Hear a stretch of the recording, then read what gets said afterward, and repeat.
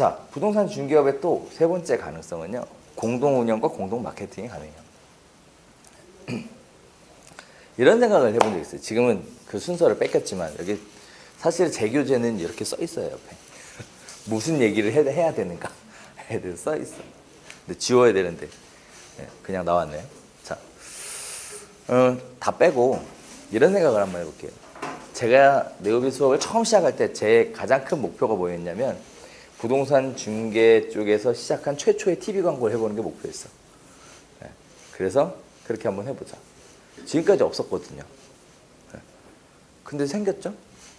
얼마 전에? 생겼죠? 방으로 끝나는.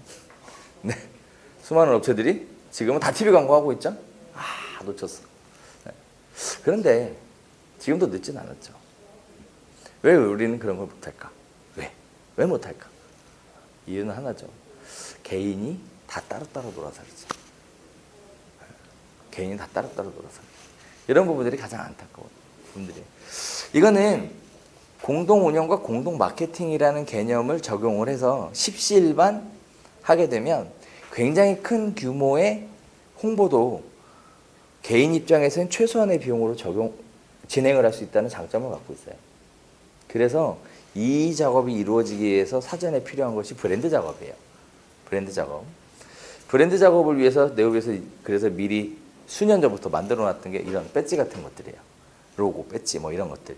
나중에 이제 설명드리겠지만 네오비 과정을 수료하신 대표님들에게는 네오비 로고와 뭐 이런 것들의 사용에 대한 것을 드려요. 무상으로.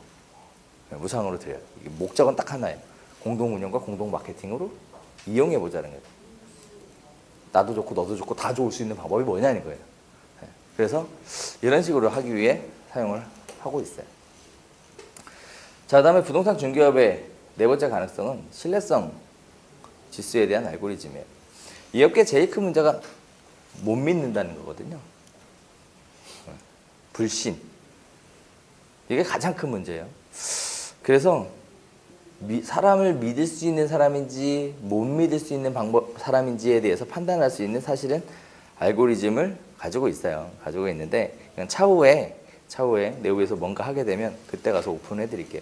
제일 중요한 건 믿을 수 있는 사람이냐 아니냐를 판별할 수 있는 근거를 제시만 해주면 서로가 서로에게 믿을 수 있는 사람이 되기 위해서 노력한다는 거예요. 근데 지금은 그런 게 없죠. 그냥 한 건 거래하면 뭐 뒤통수도 과감하게 때리는 그런 풍토 속에 살고 있어요. 그래서 늘 어제의 동지는 내일의 왼수다. 이렇게 살고 있죠. 마지막으로 다섯 번째 가능성은요. 우리는 예전에 이렇게 얘기했어요. 한 사람이 300세대의 부동산, 300세대 아파트를 관리를 하면 평생 먹고 사는데 지장이 없다. 이렇게 얘기했었어요. 10년 전에만 해도 그렇게 얘기했어요. 그래서 사람들이 물건을 전속으로 관리하는 데 있어서 집중을 해왔어요. 그런데 지금 300세대 아파트를 전속으로 관리할 수 있을까요? 가능해요. 저기 제가 가보니까 전라남도 순천은 되겠더라고. 근데 이제 생각을 해봐야 될 게 있어요. 거기 아파트 33평 아파트 매매 가격이 얼마일까요? 얼마일 것 같으세요? 신도시 말고 구도심은 제가 알기로는 1억 6천 정도 해요. 그러니 300세대 아파트를 전속으로 해도 수익은 똑같다는 거지. 그럼 지금 결국은 어떤 결론이 나오냐. 서울을 기준으로 볼 때 300세대 아파트를 전속으로 관리할 수는 없어요. 왜냐하면 실제 전체 아파트 세대수 나누기 부동산 수 이렇게 계산해 보면 보통 70세대에서 100세대 사이밖에 안 나와요. 먹고 살기가 어렵다는 얘기예요. 일단 기본적으로 숫자가 너무 많기 때문에 그렇다는 얘기예요. 그래서 미국은 어떠냐라고 미국 사례를 보니까 미국도 비슷하더라고. 브로커들이 지역마다 그렇게 다양하게 같이 경합을 하고 있어서요. 안 돼요, 잘. 경쟁이 굉장히 치열해요. 그래서 미국은 어떤 개념으로 하고 있냐면 그 개념을 360도 바꿔가지고 옛날에는 부동산 300개를 전속으로 관리한다라는 개념으로 시작했다면 지금 미국의 부동산 중개업은 1000명의 고객을 전속으로 관리한다로 바뀌었어요. 1000명의 고객. 여기에서 나오는 그 백그라운드가 되는 정보가 뭐가 되느냐요. 새로운 고객을 창출하는 데 들어가는 힘과 에너지는 약 3 정도 들어가요. 3 정도. 그런데 기존의 고객들을 지속적으로 관리해 주는 데는 약 1 정도밖에 에너지가 들어가지 않아요. 다시 말해 300세대 아파트 전속으로 관리하는 거 하고 1000명의 고객을 전속으로 관리하는 거하고 결국은 뭐가? 효과가 비슷하다 이런 뜻이에요. 드리는 노력이 그리고 거기에 따른 효과가 비슷하다는 뜻이에요. 그래서 미국은 평생 고객의 개념을 가지고 1000명의 고객을 전속으로 관리하는 쪽으로 포커싱이 맞춰져 있어요. 왜 그렇게 나왔을까? 라면 사람이 살아가는 데 있어서 적어도 5번의 부동산 거래를 할 기회가 생긴다는 거예요. 그래서 우리가 아플 때 어디 가요? 누구를 찾아요? 예를 들어 이렇게 얘기하면 그런가? 여기 제가 굉장히 심한 병에 걸렸어요. 그럼 전 누구를 찾고 싶을까요? 명의 아닐까요? 명의. 그 분야의 최고의 전문가. 그죠? 동네 병원에서 치료받기를 원하지 않겠죠? 감기나 동네 병원 가는 거지. 심하게 아픈 뭔가 중대한 병에 걸렸다면 저한테는 명의가 필요한 거죠. 그러면 제가 기대하는 건 뭘까요?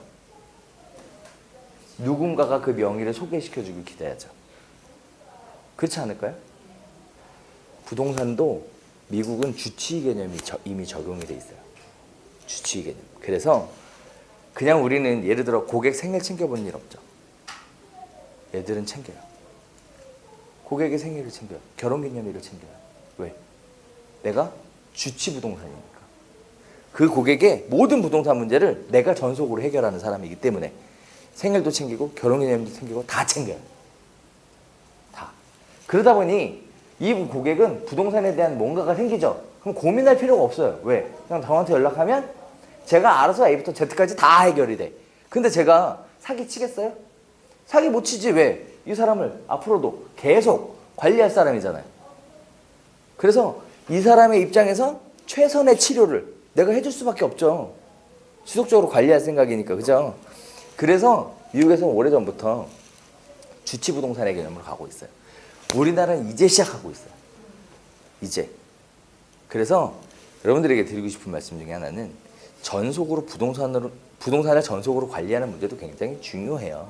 그렇지만 이제 우리 머릿속에 집어넣어야 될 또 다른 하나는 뭐냐면 고객을 전속으로 관리한다는 생각을 시작을 하셔야 돼요. 그래서 그 사람의 평생